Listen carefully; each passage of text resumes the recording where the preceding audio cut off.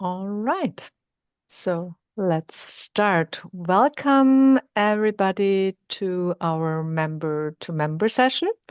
Today we're speaking with Just Evotec Biologics, a company that is redefining how biologic medicines are designed and manufactured. As pioneers in fully integrated continuous bioprocessing, and the creators of the modular J-Pod facility concept, they are transforming both the speed and the cost at which advanced therapies can reach patients.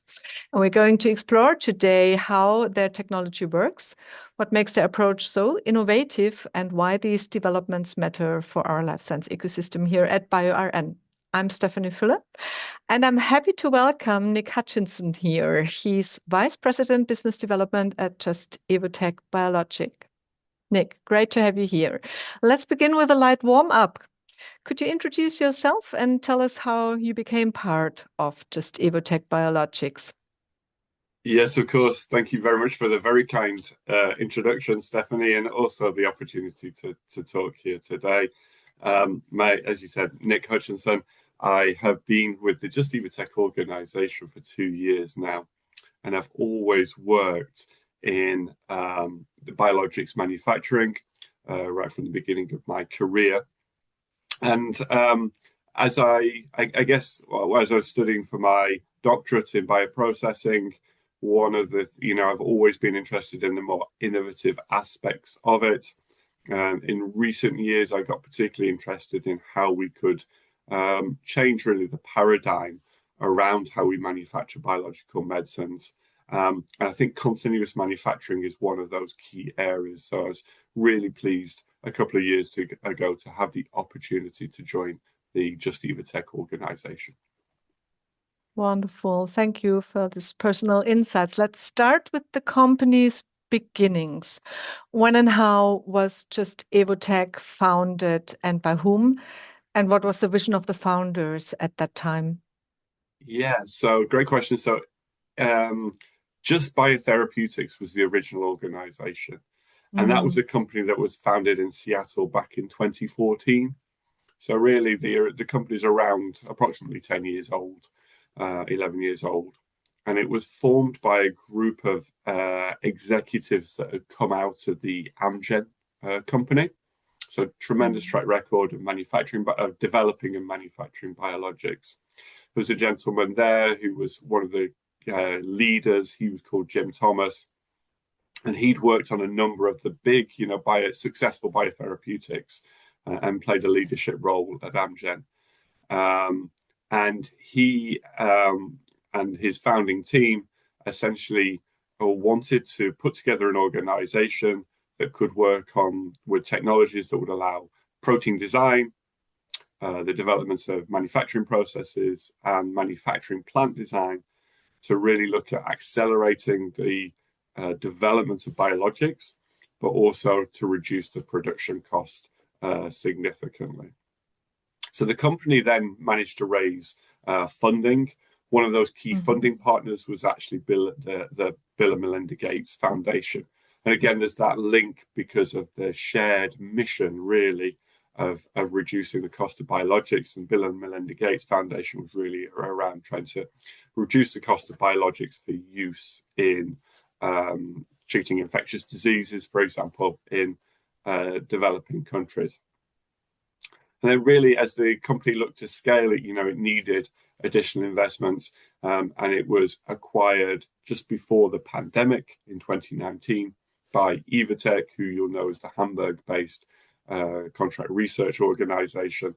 And it became that biologics manufacturing organization for Evotec and strengthened Evotec's position in biologics research in general. Right. So building on this origin story, how has the company evolved since then? And what major developments or technological milestones set Just Evotec apart from traditional CDMOs? So it's really around this Mm, continuous manufacturing mm, platform. So many people have traditionally used fed batch manufacturing as a way of manufacturing biologics. But we think that this is a technology that is ripe for disruption. So this space is ripe for disruption. Um, there's a number of people and companies around the world which are looking to develop continuous manufacturing platforms.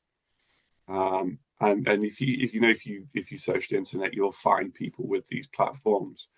But there's very few, and I don't think any, that have actually taken this out of the lab, out of the Mm, pilot environment, and installed it into not one, but actually three facilities around the world where we are manufacturing biologics according to GMP, good manufacturing mm, practices, and have such a track record of manufacturing over 50 molecules on the platform, all of them related to antibodies in some way, so Fc fusions or bispecifics or multispecifics.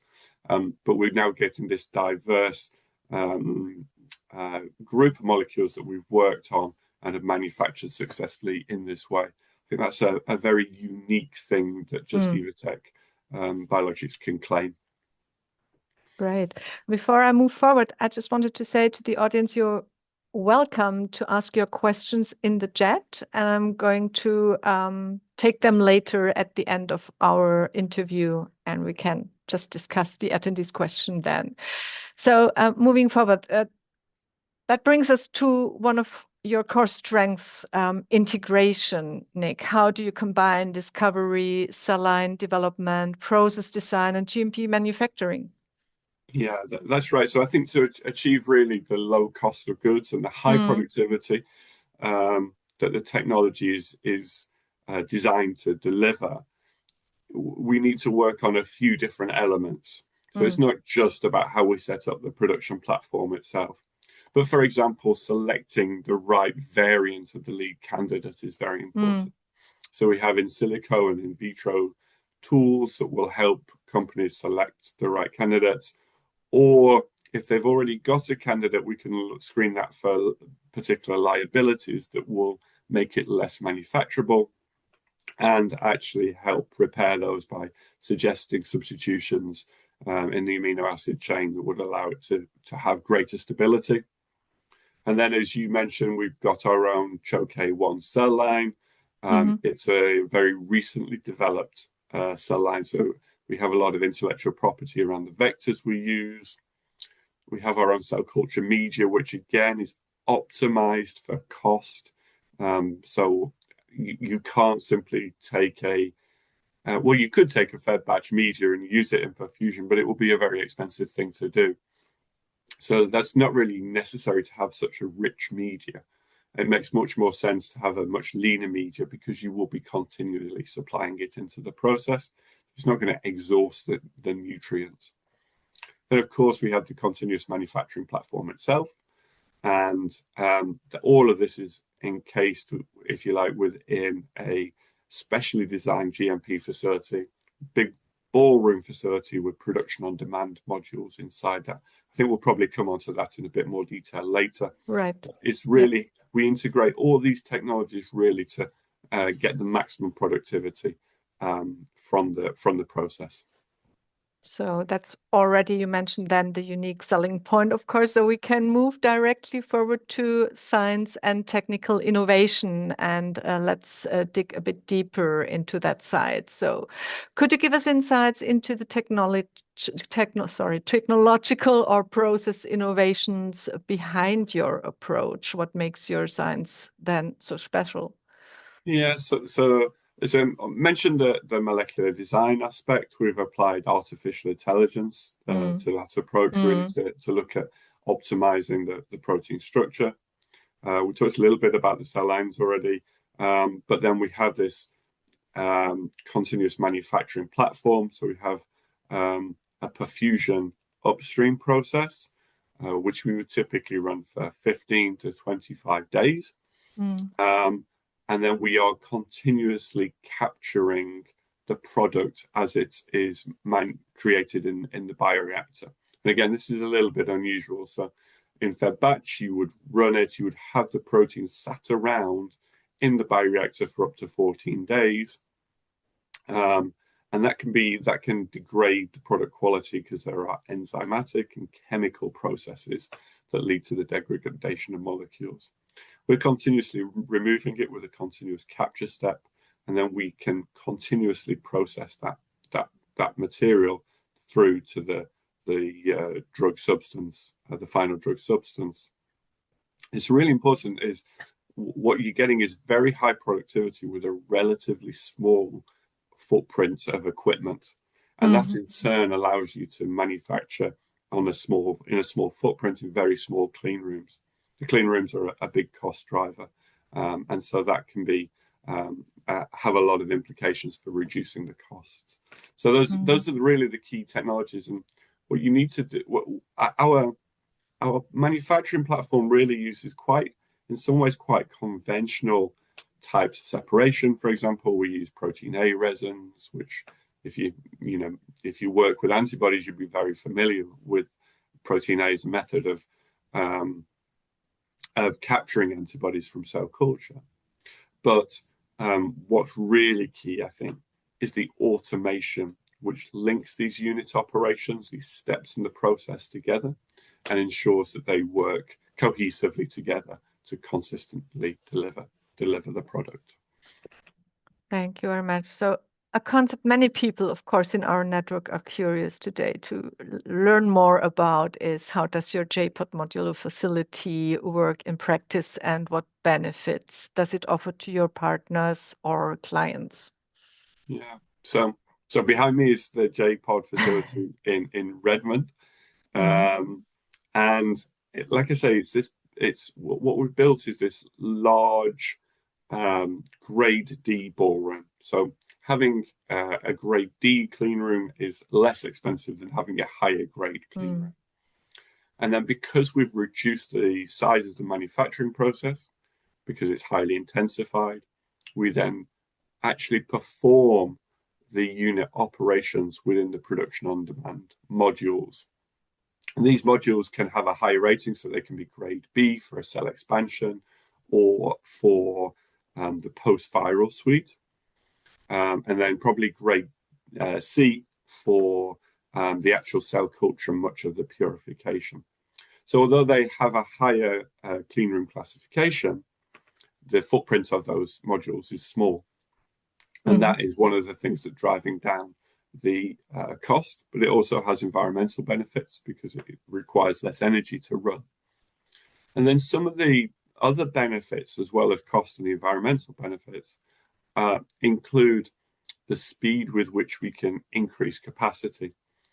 So these production on demand modules and the single-use equipment we use are all manufactured off-site.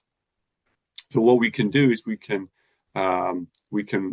essentially create the ballroom and then roll in new modules that have been manufactured off-site without having to close down the facility for a very long period of time.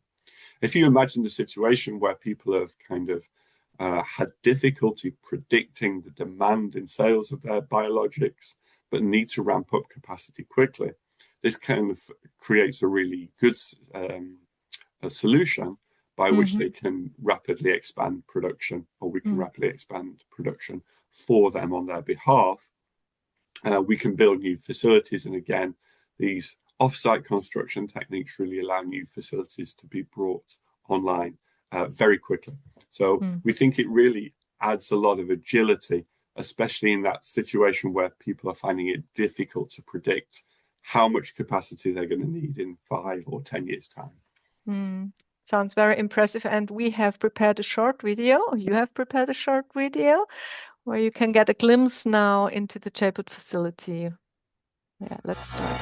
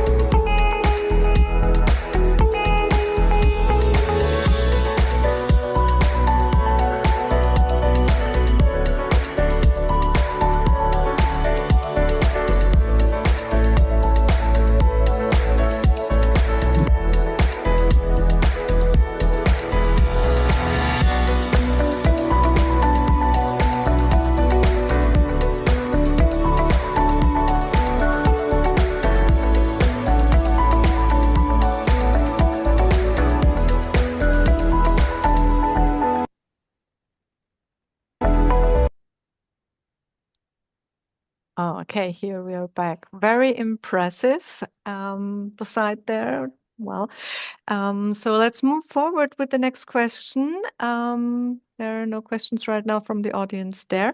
One of your stated goals is to make biologics more cost efficient and accessible, Nick, you mentioned. So to what extent does cost reduction play a role in your model, and how does it impact global patient access to biologic medicines?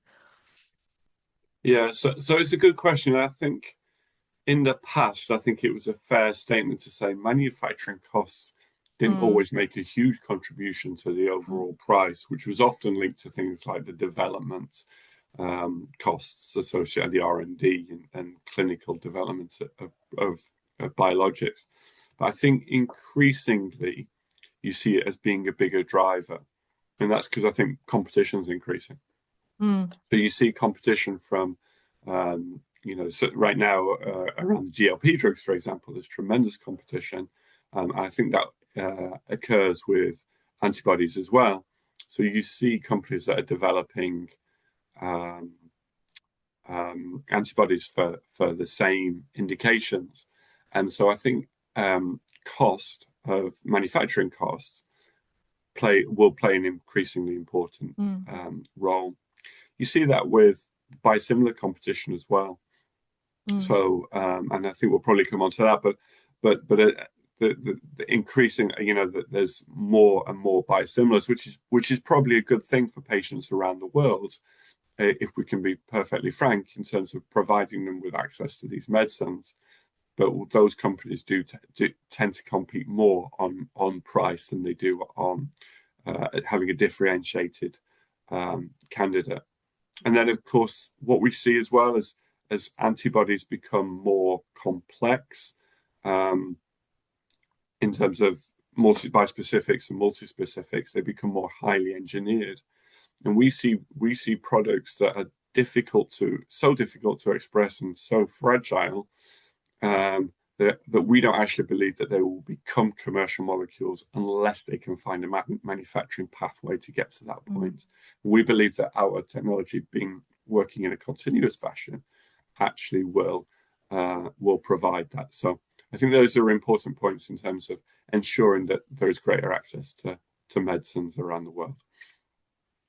Okay, so finally for this segment, what are the current drivers of your success? What would you say? And what challenges do you see ahead, whether technical, regulatory, or market related?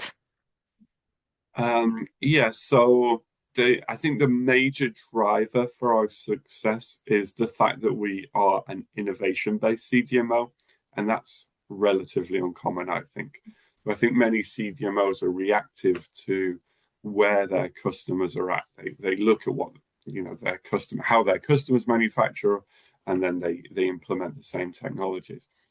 We take the opposite approach. I think we have a technology leadership position, which is delivered by some extremely talented scientists Mm, at our sites. Again, coming from that Amgen heritage, really. mm, And I think that's really the benefit.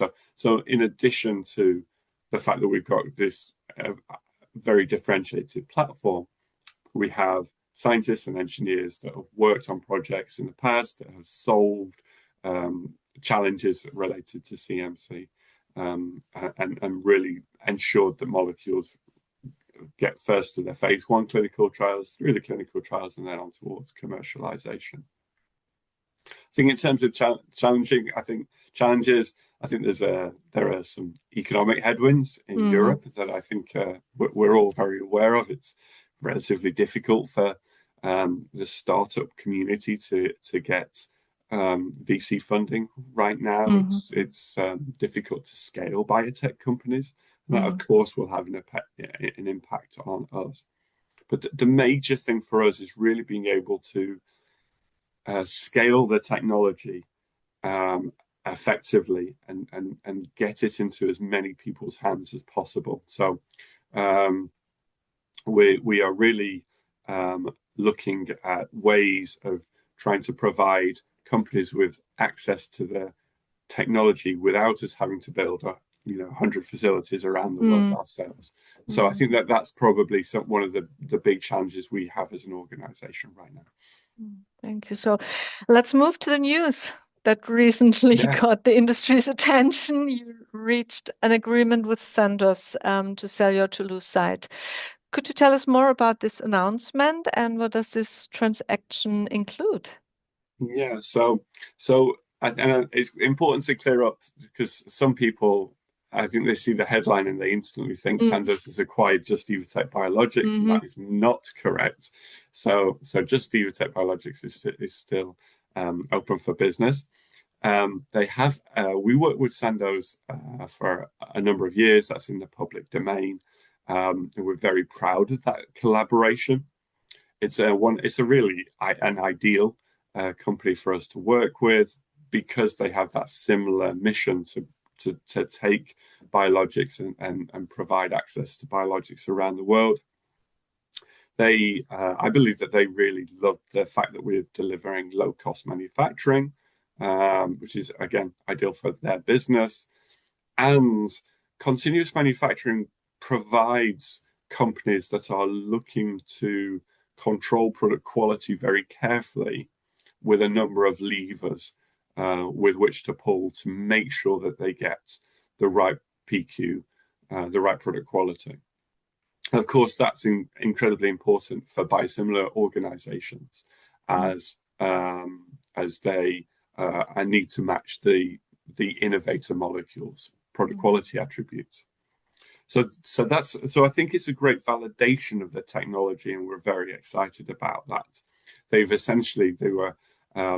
using the Toulouse facility very heavily, and they've taken the decision to purchase the site in Toulouse, which we're very proud of, and we're looking forward to working with other organizations that may be interested in a similar model to help establish continuous manufacturing as something that is much more widely used within the industry. Okay, so how could this transaction pave the way for additional deals that enable manufacturing biologics closer to patients, especially within Europe? Yeah, so I think there's a number of ways. I think in terms of companies that are looking, or organizations that are looking to install their own capability, they have maybe a facility shell already, but they're looking at what kind of platform they install. So I think we can provide that platform. We can provide the automation and the equipment designs. We can act as consultants as to how to best build out that facility. In terms of some companies we are talking to, for example, have a facility already, but they want to use that space more effectively. So it's really a retrofit of an existing facility. Or then, as is the case of Toulouse, maybe it's a whole new building. And again, that's a significant investment. But we believe that's something that some of our partners in Europe and outside of Europe and across the world will be interested in pursuing to really get what we consider as being the manufacturing technology of the future, and move us away from having these very large stainless steel facilities, of which there are a limited number, and they're spread all over, spread in different countries and so forth. So I think we're providing an alternative solution. And so it's really about licensing that technology that we have and leveraging our know-how and expertise. So who might be your ideal partners then in the future? Well, I think some of the large pharma will be ideal partners for the larger facilities, like the one that's behind me on the screensaver. I think that's kind of clear. But also there are smaller companies that maybe don't have their own manufacturing capability that are looking to establish that. I've had some conversations just last week with a couple of organizations that were in that position. We can provide even a single train, because the facility behind us will actually have, and maybe you saw it from the video, it actually runs 3 production trains. So it produces a large amount of material. But if you're looking to establish maybe phase 1 manufacturing at your site, again, that will be a concept that we can help you deliver at your location. Brings me to our last segment of questions. Let's connect all this to our ecosystem. You're part of a strong innovation network like bioRN. How can you support our members, or what can you offer to small biotechs, to startups or academic labs or pharma companies? Yeah, so I think about this a lot, and I think again, because of the somewhat challenging economic situation we're in, I think the services that I discussed at the beginning of this interview really around looking at how we can de-risk molecules, so we can, perform small packages of work that say provide real evidence that these molecules are going to have a smooth trajectory through their CMC progression.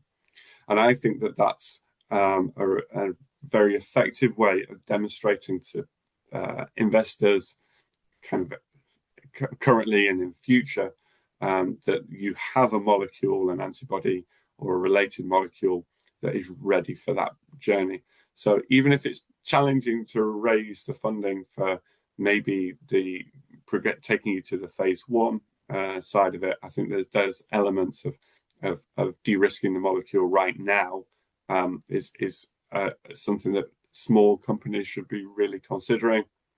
Of course, the next step in that journey, and it can be uncoupled from an overall CMC project, but really to establish a cell line, for example, which is clonal, demonstrate that it's going to be highly productive. We find that companies that get their first cell line often have more material to work with for their R&D studies than they've ever had before. So it's relatively small scale for us, but often for startup biotech, it's quite large amounts of material. And again, you're just building that story, building that data package to put in front of investors so that when the funding situation improves, you can have a head start and you can be progressing towards your phase 1 clinical trials. Thank you very much.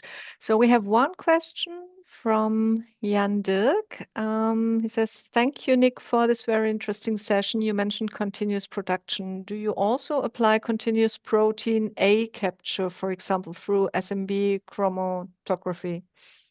Yeah, fantastic question. Yeah, absolutely we do. That's exactly the approach that we use. So for the capture step, we use the BioSMB technology, which is now from Sartorius.